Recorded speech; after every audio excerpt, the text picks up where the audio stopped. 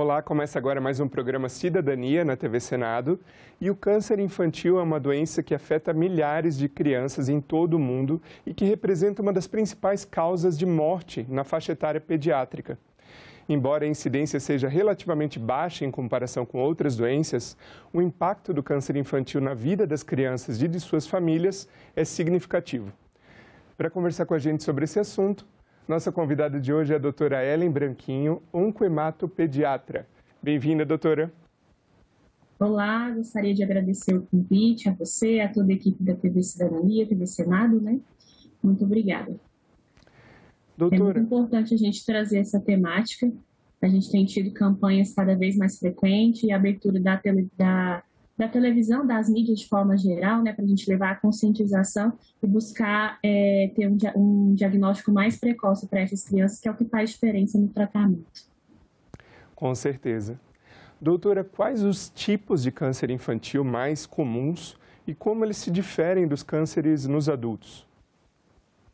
O mais comum, disparado, a gente tem as leucemias agudas, principal tipo de câncer infantil. A gente tem essa diferença da criança para o adulto no tipo da célula progenitora e nos mecanismos de transformação maligna. Então, na infância, a gente encontra principalmente os cânceres do sangue, tecidos de sustentação, e nos adultos a origem vem das células epiteliais que cobrem ali os óvulos. Então, primeiramente, a gente tem as leucemias agudas, depois, em segundo, temos tumores do sistema nervoso central e os linfomas, que são os tumores das cadeias linfáticas, aquelas ínguas que a gente encontra no pescoço e algumas outras cadeias. Para citar mais algumas da maioria, a gente tem também o neuroblastoma e o tumor de Wilms, que é um tumor renal encontrado em crianças, e os tumores ósseos, citando esses, a gente já consegue falar aí de 80% dos principais tipos de tumores em criança. A doutora falou em origem, né? Como que é essa origem, os fatores de risco para o desenvolvimento do câncer infantil? Então, diferente do adulto, no adulto a gente tem os fatores ambientais interferindo nessa origem. Então, o cigarro, o tabagismo, que já está bem estabelecido. Na criança, a gente não tem bem estabelecido qual seria essa origem. A gente sabe que genético, cerca de 5 a 10% dos cânceres, então citando a síndrome de Down, que aumenta o risco, cerca de 20 vezes mais do que uma população em geral, algumas outras doenças genéticas que poderia então dar um alerta para o pediatra que está acompanhando, ficar em atenção com relação a alterações. Mas a maioria a gente não consegue estabelecer, provavelmente não é hereditário, vindo de mãe e pai. Acontece uma mutação que a gente fala de espontânea, e é o primeiro caso na família, muitas vezes. Há alguns estudos que acreditam que essa origem pode vir intrauterina, não necessariamente pelo que a mãe, por algo que a mãe passou, mas o desenvolvimento do próprio embrião. Tem estudos já novos aí, mas nada confirmado, falando da microbiota intestinal, a alimentação fazendo importância, mas a gente não consegue definir isso ainda. Na maioria dos casos vai ser algo, primeiro caso na família mesmo. E doutor, o que os estudos mostram em questão da faixa etária mais afetada entre as crianças e jovens adolescentes? Para falar de faixa etária, a gente tem que entender que são vários os tipos de cânceres. Então, como a maioria vem da leucemia aguda, a gente tem para a LLA, que é a maioria, a faixa etária ali por volta de 5, 6 anos de idade. Mas a gente também tem uma outra faixa etária que é a adolescência. Mas citando, por exemplo, os linfomas, eles vêm aí para os adolescentes e adultos jovens. Mas pode acontecer em qualquer faixa etária. Então, a gente tem recém-nascido que pode nascer e já a gente encontrar uma leucemia. Nos menores de 1 ano é bem mais raro, mas a gente tem alguns casos. Então, a faixa etária, a maioria, se a gente chegar numa enfermaria ali de oncopediatria, a gente vai encontrar a maioria ali por volta de 5 a 8 anos de idade. Mas temos de todas as faixas etárias, então, desde o bebezinho até os 18 anos de idade, que a gente compreende. Mas, hoje em dia, tem até aumentado um pouco essa faixa etária para a pediatria. Então, foi visto que, às vezes, alguns tumores com pessoas de 25, 30 anos, mais de um comportamento e uma origem mais pediátrica. Hoje é o onco e o hematopediatra que está tratando, mesmo que já tenha aí uma faixa etária mais de 18 anos, mas por descobrir a questão do desenvolvimento mesmo, o tipo de tumor. Agora, doutora, claro que a gente está falando aqui de diversos tipos de câncer, mas quais são os sintomas mais usuais, né, que os pais vão prestar atenção ali para identificar que algo não está certo e então se descobrir, se encontrar um câncer infantil? Sim, o nosso alerta ele é tanto para os pais como também para médicos e pediatras, principalmente, que vão estar acompanhando essas crianças em cada consulta, no seu desenvolvimento. Então, qualquer alteração é importante sempre ter aquele feeling da mãe falar, tem algo que está diferente com o meu filho. Na maioria das vezes, a gente não tem um sinal, um sintoma específico, ele mimetiza outras doenças. A principal sintoma que a gente tem, então, é a febre. A febre pode acontecer em qualquer doença infecciosa ou outras doenças, mas quando tratar, a gente não tem uma origem esclarecida, tá uma febre persistente, é feita uma investigação e não está achando a causa. Então, o que a gente tenta chamar a atenção é quando está fugindo do esperado. Então, para a gente colocar aqui em foco, sangramentos não explicados. Uma criança está escovando e começou a ter sangramentos em gengiva, merece uma avaliação específica. Manchas roxas pelo corpo, dores, principalmente dores em membros inferiores, antigamente falado em dores do crescimento. A gente tem que investigar por que uma criança tem dor, não é natural ficar tendo dor. Aumento do volume abdominal, presença de ínguas que estão crescendo, chamam a atenção, merece uma avaliação e o pediatra ele não precisa necessariamente diagnosticar, mas ele precisa suspeitar e na suspeição merece ser encaminhado o mais cedo possível para um especialista, um hematologista no caso, pediatra, para a gente fazer o diagnóstico mais precoce e ter esse tempo, o timing mesmo de tratamento. E falando em tratamento, uma vez diagnosticado, qual que é o tratamento no caso das crianças? Ele difere alguma coisa para os adultos? Como que é esse tratamento com os pequenos? Difere bastante. Então, a gente tem uma doença mais disseminada, principalmente pelo fato da sua origem, né? Então, a maioria é uma doença do sangue e do sistema linfático. Então, para o tratamento, a gente tem a quimioterapia que, apesar de ser mais agressivo, as crianças têm uma boa resposta, uma excelente resposta, eu diria.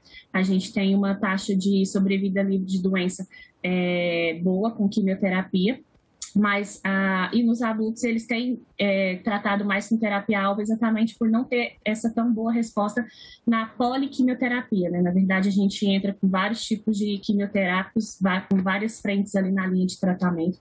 Pode ser usado também a radioterapia, mas em alguns casos, mas quase nunca é necessário cirurgia. A doutora comentou na taxa de sobrevida, né? Como que essa taxa se dá entre os diferentes tipos de câncer na infância?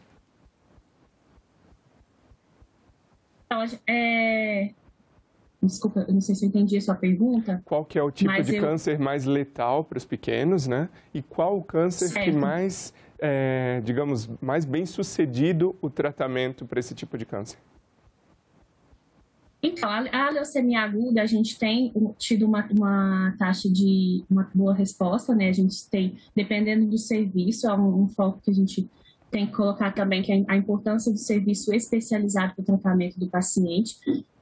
A gente chega a 80% até 90% de uma taxa de sobrevivência, né?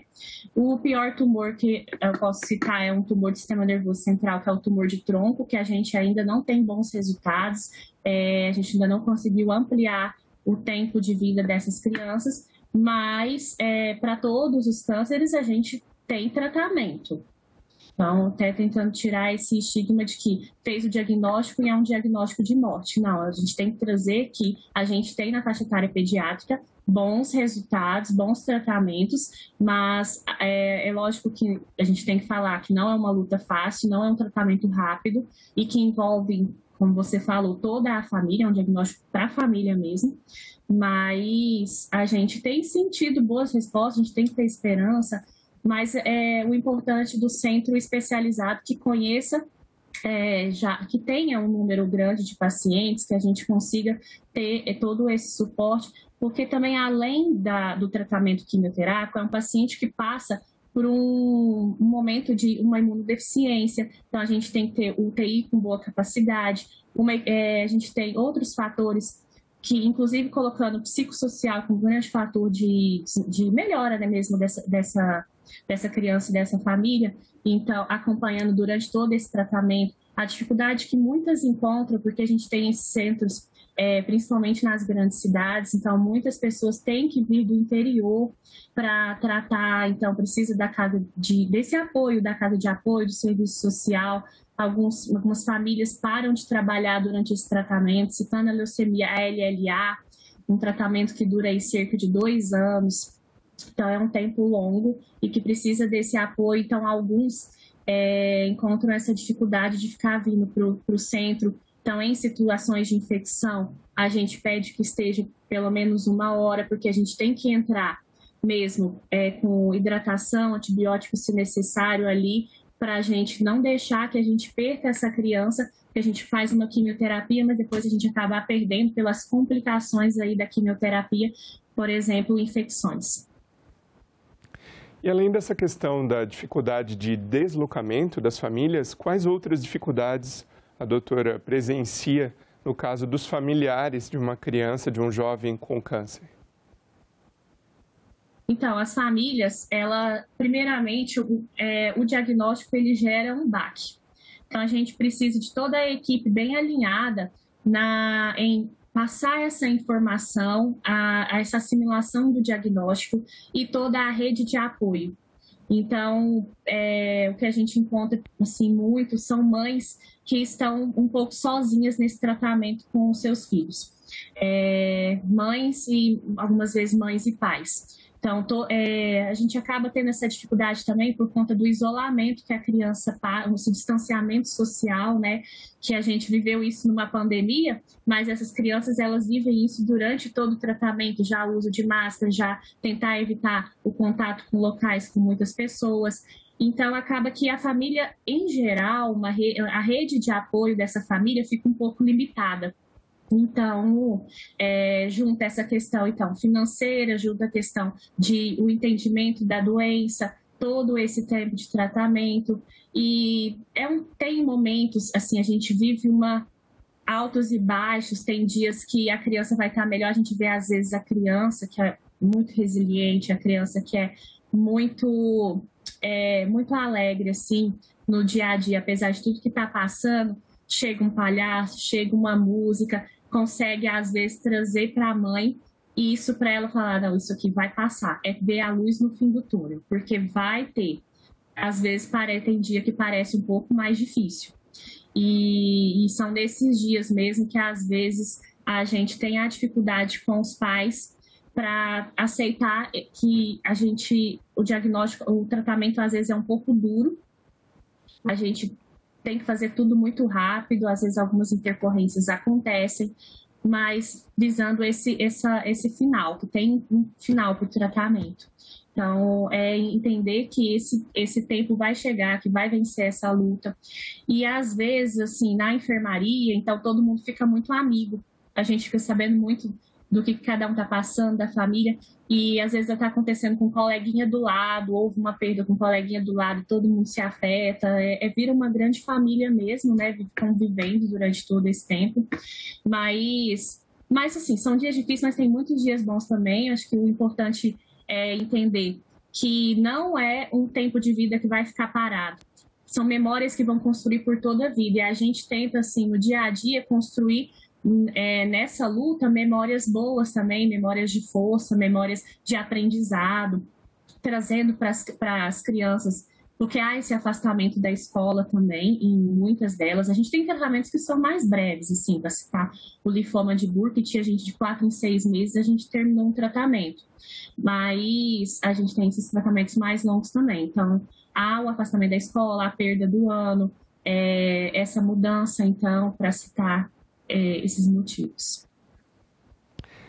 A doutora citou casos em que vai um palhaço lá na ala oncológica de câncer infantil, entre outras ações que alegram, né, esse paciente.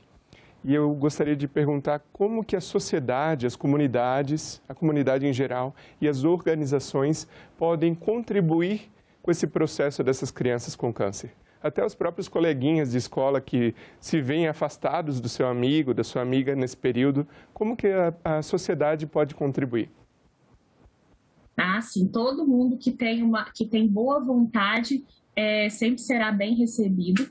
No hospital que eu trabalho, o hospital Hospital da Criança de Brasília, a gente tem a equipe de voluntários, temos pessoas assim, maravilhosas que vão lá, dispõem um pouquinho do seu dia para conversar com essa mãe, pessoas que vão brincar, pessoas que vão reiki, que se disponibiliza para orar, vai lá e reza um pouquinho, cantar, tocar violão, mas é sempre bem recebido. É lógico que a gente tem horários que não é o melhor momento, por isso tudo é coordenado. A gente tem a associação da Abrace também, que ajuda muito o Hospital da Criança e acaba divulgando também o trabalho, tendo pessoas que ajudam tanto financeiramente, né, quanto um pouquinho do seu tempo.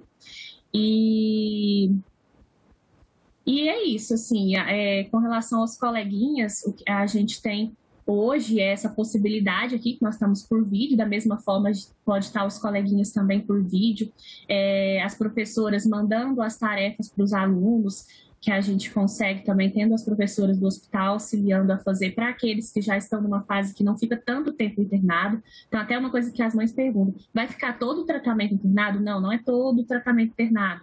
Às vezes, vai lá, faz uma quimioterapia 3 a 5 dias, volta daqui 2 semanas. Então, tem alguns que conseguem manter a vida o mais perto do normal possível. E durante a pandemia, a gente sentiu muito, inclusive, a falta dos voluntários, porque o hospital ele precisou restringir a quantidade de pessoas que entrava. E agora, voltando aos poucos, então, a gente vê, assim, a alegria mesmo das crianças quando chegam essas pessoas que vão criando vínculo também. Então, na hora que a gente já ouve a música de longe, começou a música. Então, tem criança que já corre para o corredor. Então, é muito importante para elas. Eu vejo que faz diferença, inclusive, nesse processo de aceitação e no tratamento, no resultado final. Então, na sua opinião, conforme a parte final da resposta, essa alegria ajuda no tratamento, ajuda no sucesso desse tratamento? A alegria é remédio, né? Sorrir é remédio, é terapêutico. É tão importante quanto, eu diria. A gente cada vez mais tem falado da importância da mente para a nossa saúde, e a mente é poderosíssima. A gente vê mesmo que a resiliência, inclusive, que vem dessa força, né, faz toda a diferença. A doutora comentou 2 vezes, inclusive, sobre a questão da resiliência. Nas crianças, a gente enxerga mais essa resiliência nos jovens, nas crianças, e com essa resiliência, uma maior chance de sucesso nos tratamentos do que os adultos? Eu sinto que sim. E eu falo que é o motivo, talvez, de eu ter escolhido a pediatria, exatamente por sentir através delas essa força para a gente continuar buscando. E quando a gente fala de buscar resultado, não é apenas de falar para essa criança viver livre de um câncer, é para ela continuar a sua vida normal com qualidade de vida. Então, a gente busca que ela tenha a melhor qualidade de vida possível, tenha as melhores chances.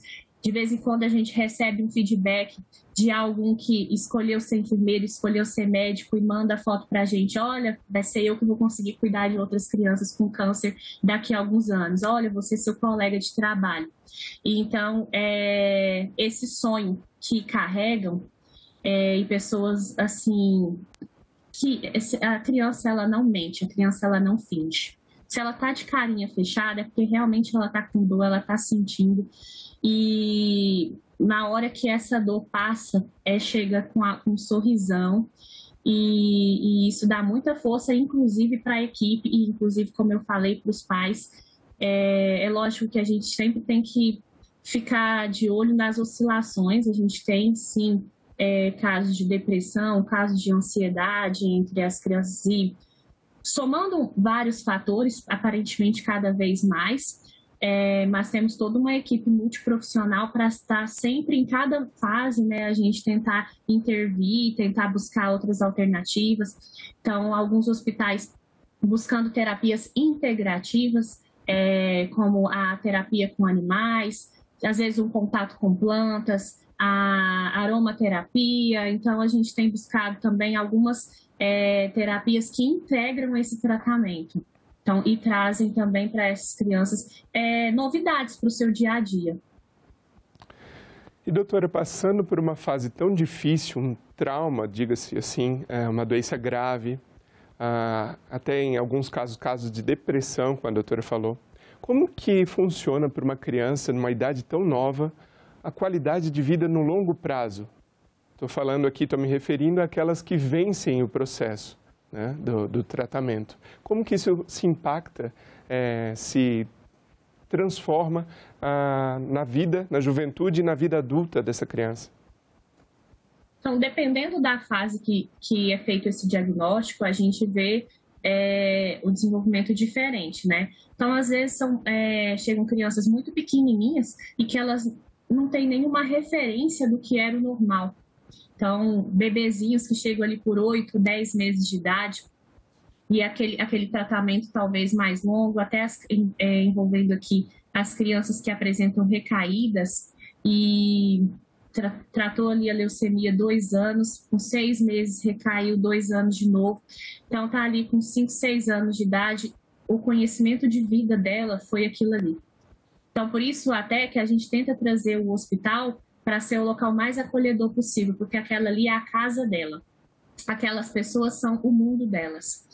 E aí, depois dizer que terminou o tratamento, essa transição ela é gradual, não é da noite para o dia que tudo voltou ao normal. Não, há uma construção desse dia a dia.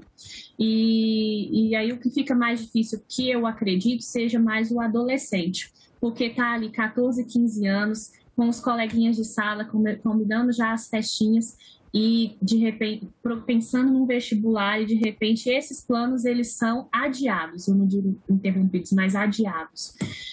Então, os adolescentes, eu acredito que seja a parte mais difícil, assim, da gente acompanhar a longo prazo.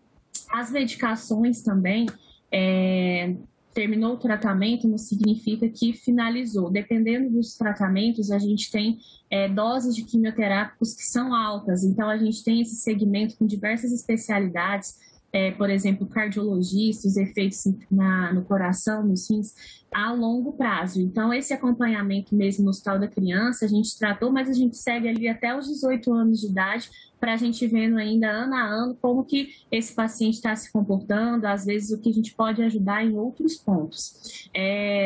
A gente, assim, tenta ser, na verdade, o mais completo possível, uma equipe de suporte para esses pais, para essas crianças, para tentar voltar a essa vida com todas as possibilidades, com tudo que ele desejar.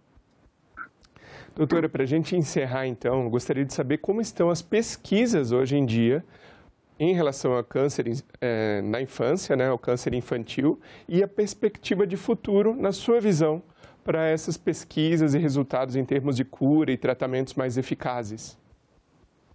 Sim, como eu falei, como na pediatria, a maioria tem essa boa resposta com os quimioterápicos comuns, a gente não tem usado tanto as terapias-alvo.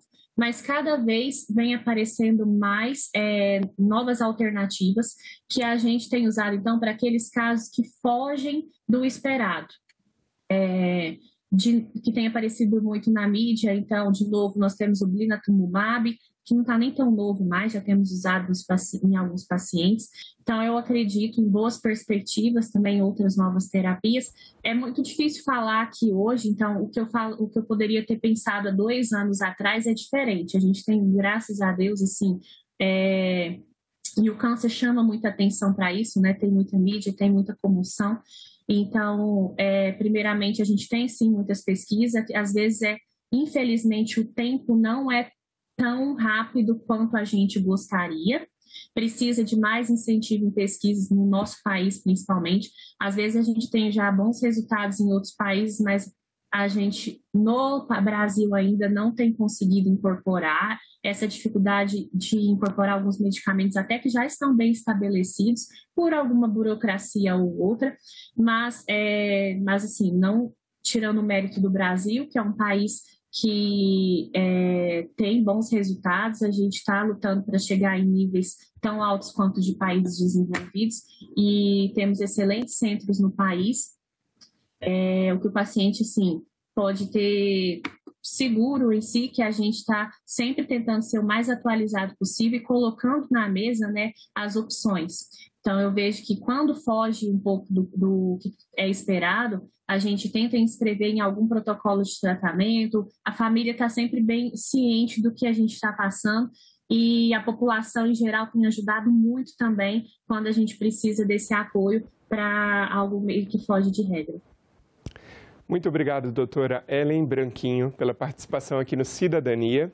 E o meu muito obrigado a você que nos prestigia com a sua audiência. Essa entrevista e todos os nossos outros programas já estão disponíveis para você rever ou compartilhar no nosso site senado.leg.br/tv. Ou então pelo nosso canal no YouTube. Aproveita e se inscreve lá e ativa o sininho para receber as notificações. Obrigado pela sua companhia e até o próximo programa.